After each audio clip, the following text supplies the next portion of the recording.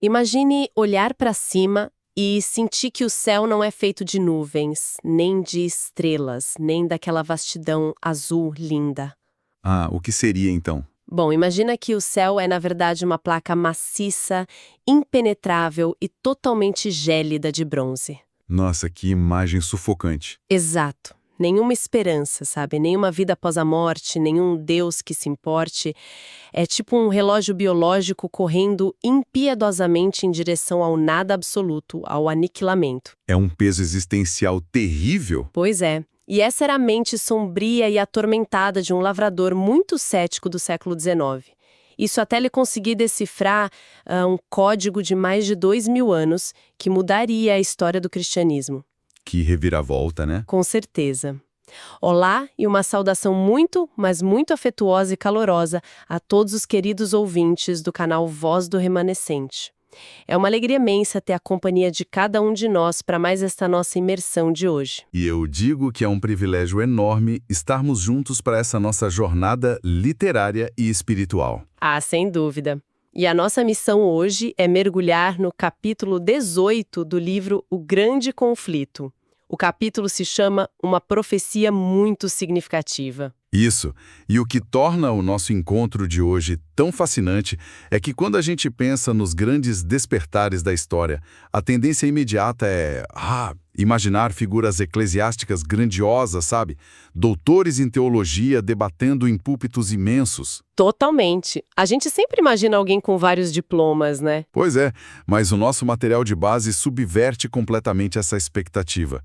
E o mais impressionante é como a pena inspirada nos permite enxergar os bastidores disso tudo. É um privilégio ter essa visão. Sim, nós não estamos apenas olhando para datas e fatos secos.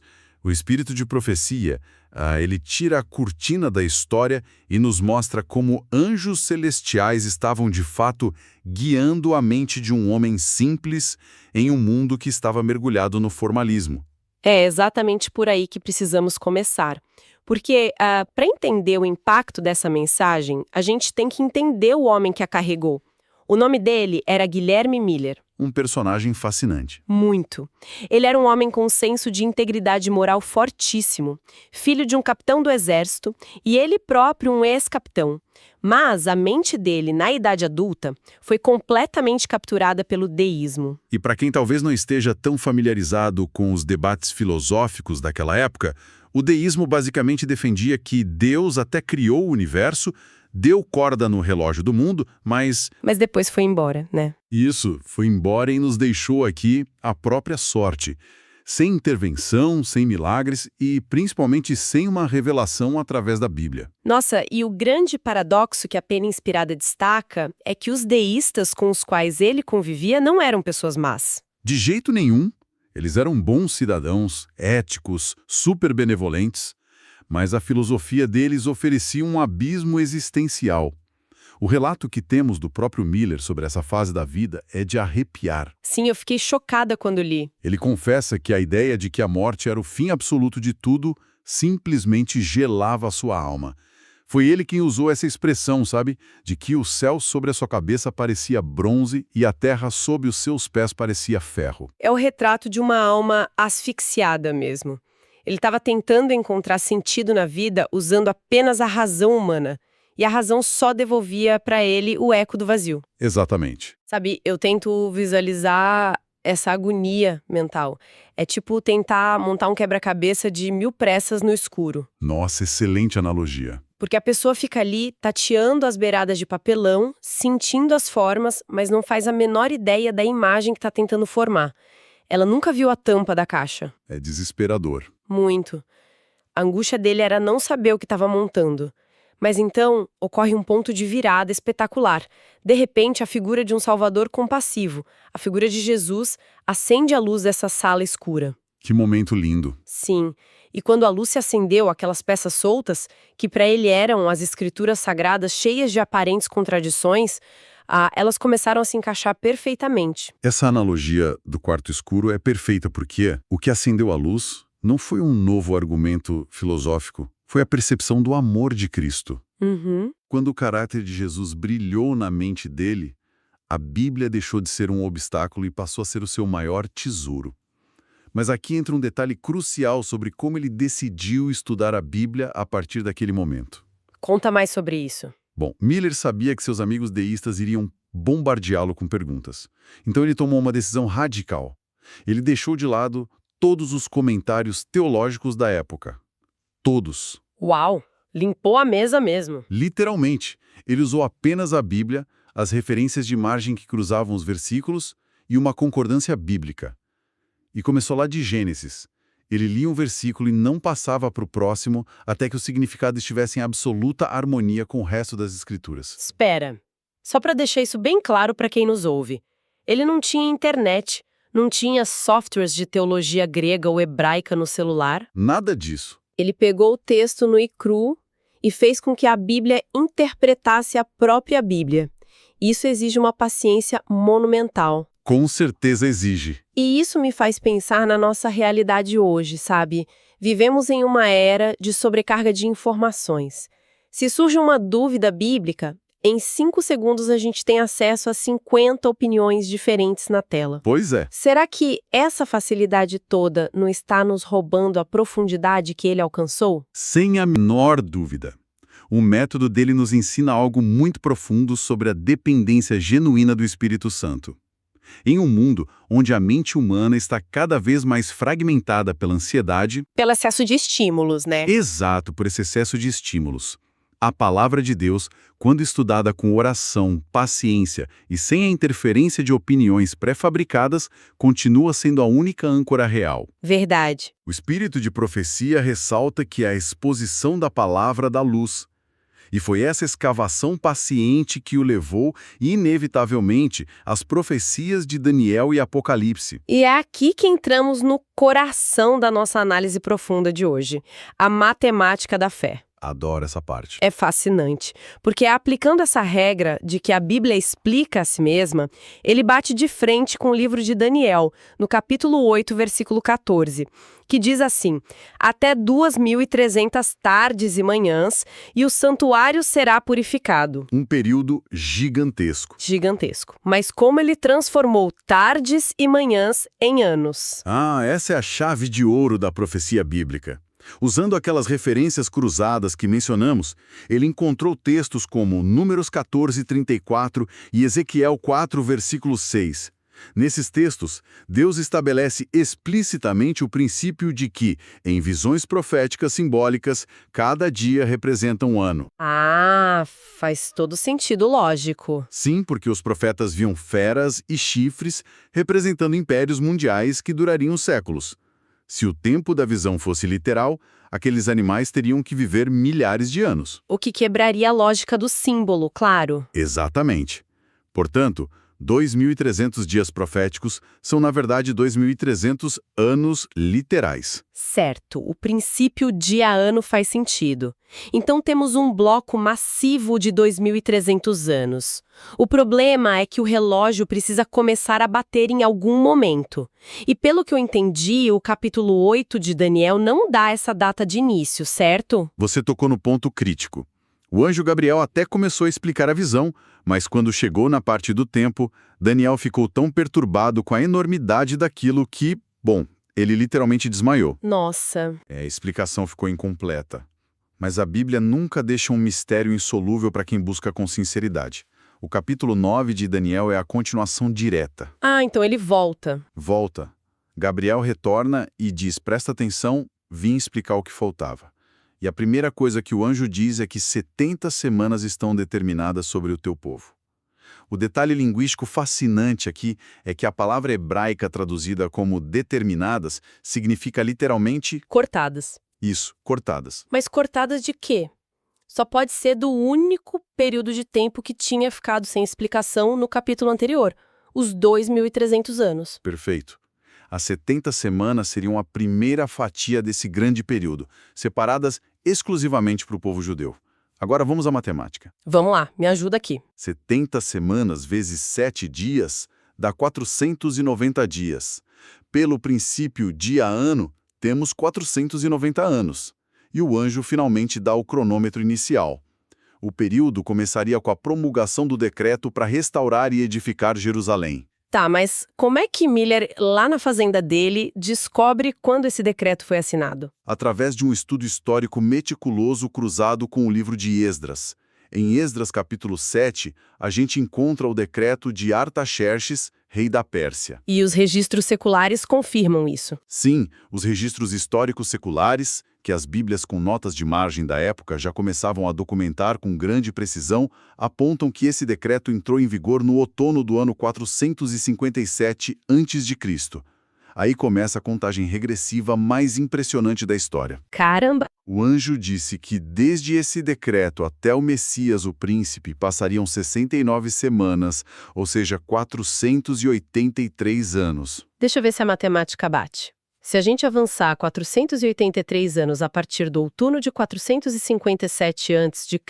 Lembrando de pular o ano zero, que não existe no calendário histórico. Ah, bem lembrado.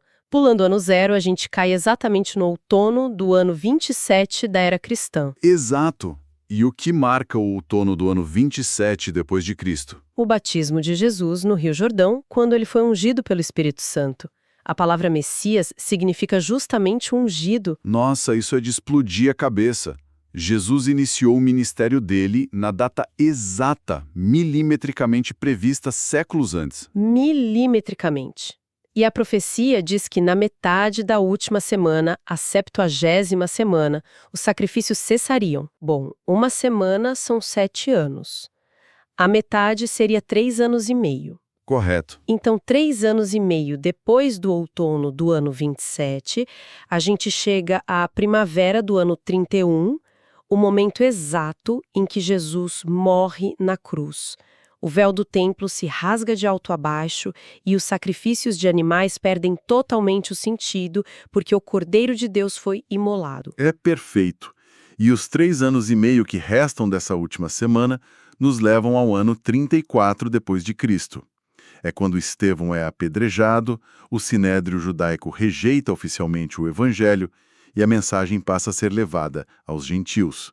E aí, fim dos 490 anos. Então, se pegarmos aquele grande bloco de 2.300 anos e subtrairmos os 490 que já se cumpriram de forma tão espetacular, sobram 1.810 anos. Isso mesmo, acompanhando o raciocínio. E se começarmos a contar esses 1.810 anos a partir do ano 34, onde o cronômetro parou, quer dizer, parou ali para os judeus, a gente chega ao ano de 1844, a data da purificação do santuário. Exatamente. E como a compreensão teológica geral daquela época era de que a terra era o santuário de Deus, ele deduziu que a purificação do santuário seria a purificação da terra pelo fogo. Ou seja, a segunda vinda de Jesus Cristo. Isso. A linha de raciocínio histórico-profética é inquebrável. Mas, pera um pouco. Eu preciso fazer uma pausa aqui e questionar isso de frente, porque é impossível não se perguntar o seguinte. Nós estamos falando de um lavrador. Sim, um homem simples. Um homem sem educação teológica formal nas grandes universidades europeias. Como é que se espera que a gente acredite que ele, com a Bíblia, uma concordância, em cima de uma mesa de madeira, decifrou uma linha do tempo profética que os maiores bispos, doutores e eruditos do mundo ignoraram por séculos? Sabe, isso não soa como uma presunção gigantesca da parte dele? Olha, essa é uma pergunta excelente e, na verdade, foi o argumento central que a sociedade da época usou para atacá-lo. As pessoas diziam, quem é você para nos ensinar a Bíblia? Claro, o preconceito acadêmico devia ser enorme. Imenso. Mas o espírito de profecia responde a essa objeção de forma majestosa, lembrando um princípio vital. A revelação de Deus não depende de erudição acadêmica.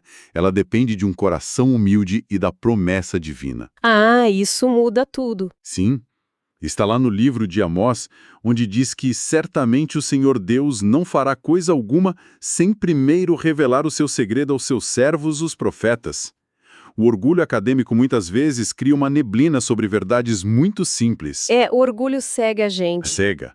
Os líderes religiosos da época estavam tão embriagados com teorias e tradições humanas que não conseguiam fazer uma matemática básica.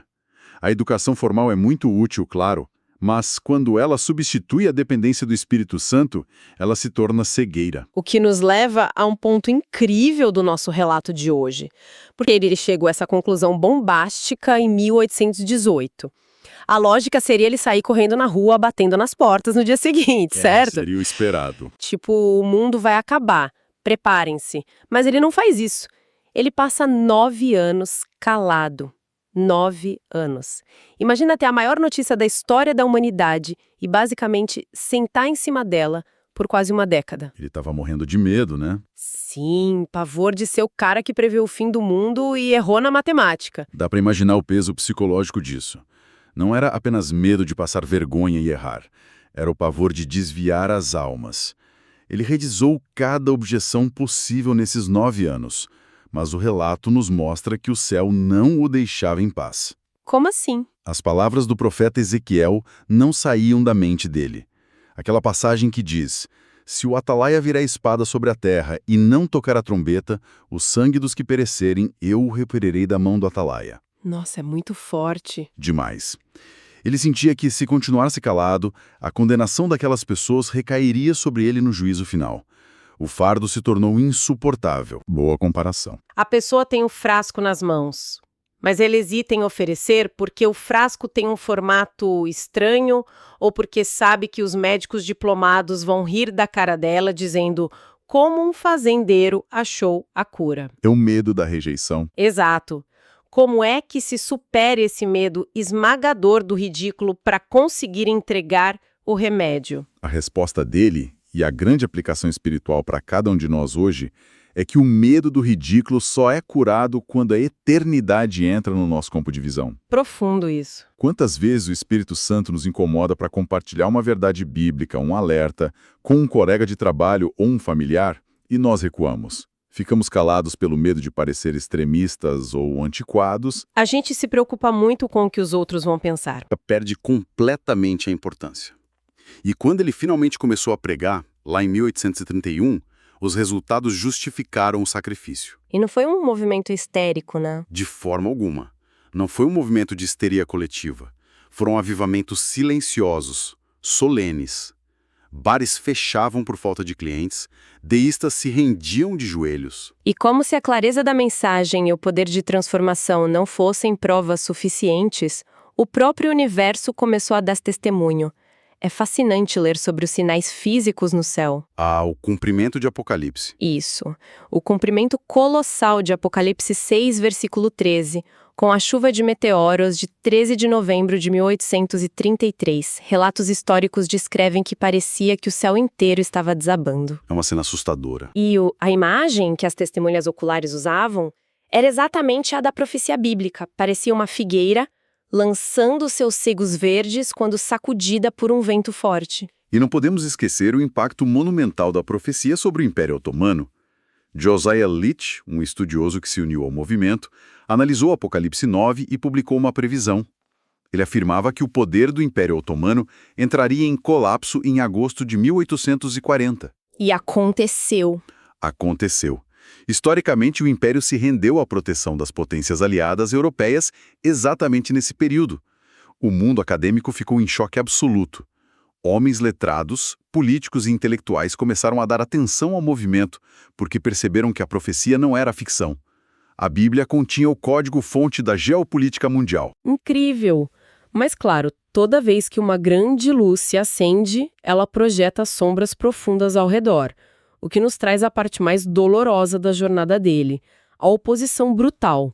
É sempre assim. A gente até espera que a imprensa secular ataque uma mensagem dessas, mas ler que as próprias igrejas, a imprensa religiosa oficial, fecharam as portas para ele e o taxaram de fanático, sabe, isso é chocante. Sim, é muito triste. E a pena inspirada traça um paralelo muito perturbador aqui com os dias de Noé. Um paralelo cirúrgico mesmo. Pense nos dias de Noé. As pessoas zombavam dele por confiarem cegamente na estabilidade do mundo natural. O argumento deles era tipo, nunca choveu, os rios não transbordam sozinhos, as estações são perfeitas, porque o mundo acabaria. Faz sentido a comparação. Nos dias do despertamento, o argumento apenas mudou de forma. As pessoas olhavam para a estabilidade das instituições humanas, para as grandes e ricas congregações, e achavam ridículo a ideia de um juízo iminente perturbando o status quo. A presunção humana era a mesma. Mas eu preciso fazer uma pergunta muito honesta sobre isso. Por que a notícia de que Jesus Cristo, o Salvador, voltaria em breve se tornou motivo de raiva e escárnio dentro das igrejas? É o grande questionamento, né? Pois é, o retorno do Senhor não deveria ser a notícia mais maravilhosa e esperada por quem se diz cristão? Como uma igreja se irrita com a volta de Jesus? O diagnóstico que o espírito de profecia nos entrega aqui expõe a ferida aberta do cristianismo moderno, o mundanismo.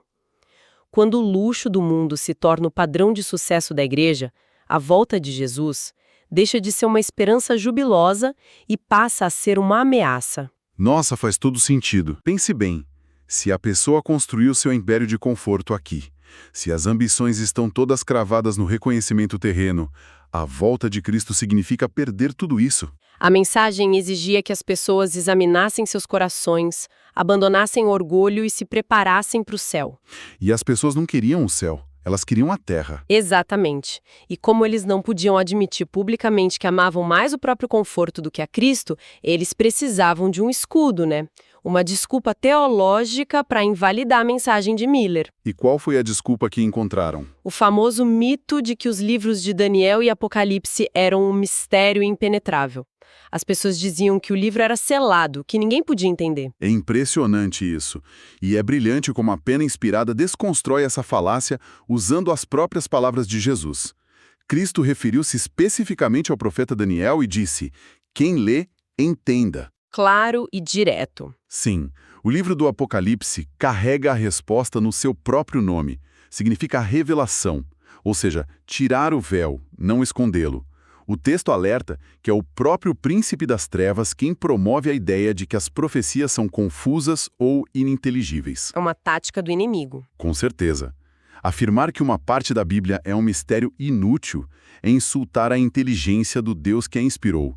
É uma tática para manter as pessoas na ignorância, longe das verdades que desmascarariam seus enganos finais. É impressionante e até assustador notar como essa mesma tática continua operando com força total hoje em dia, afastando as pessoas de um estudo sério sobre o tempo em que vivemos. Muito atual. Para recapitularmos o que absorvemos nesta nossa análise profunda, nós começamos acompanhando a dor de um coração deísta angustiado pela ideia do nada e vimos esse homem se tornar um dos estudantes mais dedicados das Escrituras. Verdade. Aprendemos que a matemática de Deus não falha e que a Bíblia tem a capacidade soberana de interpretar a si mesma quando nos despimos nas nossas opiniões preconcebidas.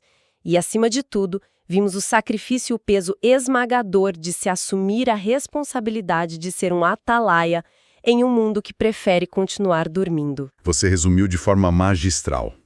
O legado de Guilherme Miller não é apenas sobre a precisão de datas históricas, é sobre postura espiritual. É um chamado para nós. Sim, é um chamado para que, nos dias atuais, tenhamos a mesma coragem de deixar que o Espírito Santo nos guie na palavra sem o filtro do orgulho intelectual.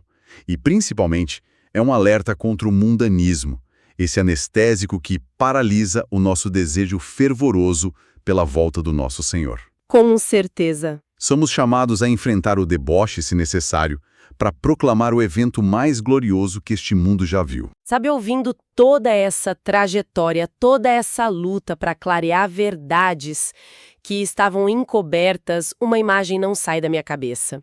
E eu gostaria de compartilhar com quem nos ouve para encerrar o nosso encontro de hoje. Compartilha com a gente. É a imagem de um grande farol em meio a uma neblina muito perigosa. A palavra de Deus e a literatura do espírito de profecia funcionam exatamente assim, como um farol inabalável construído sobre a rocha. Que cena linda! E as ondas frias do deboche, as críticas da sociedade moderna, o escárnio dos falsos intelectuais, tudo isso pode bater violentamente na base dessa estrutura.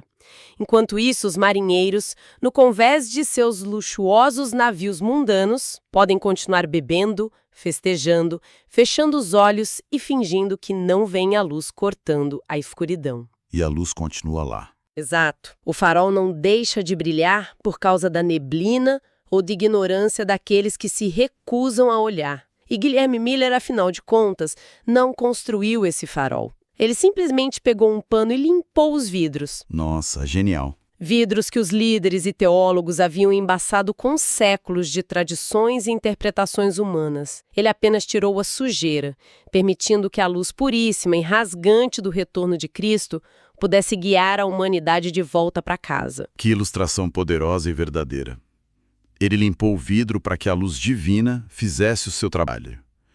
E a luz de um farol sempre tem dois propósitos. Quais são? Ela ilumina o caminho seguro para o porto, mas também expõe os rochedos perigosos.